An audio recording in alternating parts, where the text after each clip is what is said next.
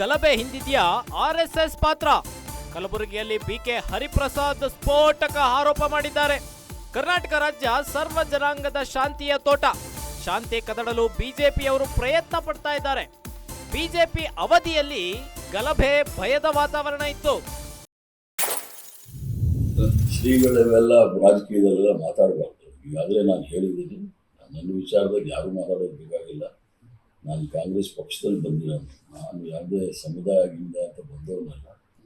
ನನ್ನ ಜಾತಿ ಕಾಂಗ್ರೆಸ್ ಪಕ್ಷ, ನನ್ನ ಧರ್ಮ ತ್ರಿವರ್ಣ ಧ್ವಜ, ನನ್ನ ಗ್ರಂಥ ಸಂವಿಧಾನ.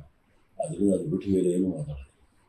ಚುನಾವಣೆ ಪೂರ್ವದಲ್ಲಿ ಕೆಲವೊಂದಿಷ್ಟು ಬೇಡಿಕೆಗಳು ಇಟ್ಟಿದ್ದೀವಿ, ಅದೆಲ್ಲ ಈಡೇರಿಸ್ತೀವಿ ಅಂತ ಹೇಳಿದ್ರು.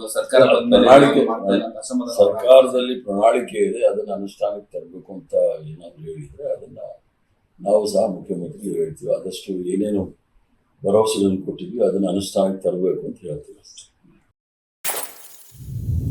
ರಾಜ್ಯದಲ್ಲಿ ಶಾಂತಿಯನ್ನ ಕದಡಲು ಬಿಡುವುದಿಲ್ಲ. ಸಂಘ ಪರಿವಾರದವರು ಗಲಾಟೆಗಾಗಿ ಬುರ್ಕಾ ಧರಿಸಿ ಹೋಗಿದ್ದಾರೆ. ಆರ್ಎಸ್ಎಸ್ ವಿರುದ್ಧ ಕಾಂಗ್ರೆಸ್ ಹಿರಿಯ ನಾಯಕ ಬಿಕೆ ಹರಿಪ್ರಸಾದ್ ವಾಗ್ದಾಳಿ ನಡೆಸಿದ್ದಾರೆ.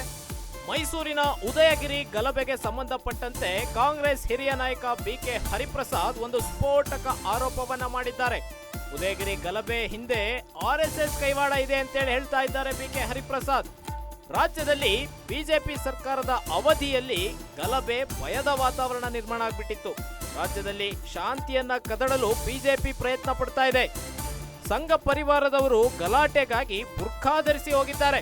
ಮೈಸೂರು ಗಲಭೆ ಪ್ರಕರಣದಲ್ಲಿ ಅಂದ್ರೆ ಮೈಸೂರಿನ ಉದಯಗಿರಿ ಗಲಭೆ ಹಿಂದೆ ಆರ್ಎಸ್ಎಸ್ ಕೈವಾಡ ಇದೆ ಅಂತ ಕಾಂಗ್ರೆಸ್ನ ಹಿರಿಯ ನಾಯಕ ಬಿಕೆ ಹರಿಪ್ರಸಾದ್ ಸ್ಫೋಟಕ ಆರೋಪ ಮಾಡಿದ್ದಾರೆ. ಕಲಬುರಗಿಯಲ್ಲಿ ಮಾತನಾಡಿದ ಬಿಕೆ ಹರಿಪ್ರಸಾದ್ ಈ ಒಂದು ರೀತಿಯ ಹೇಳಿಕೆಯನ್ನ ನೀಡಿದ್ದಾರೆ.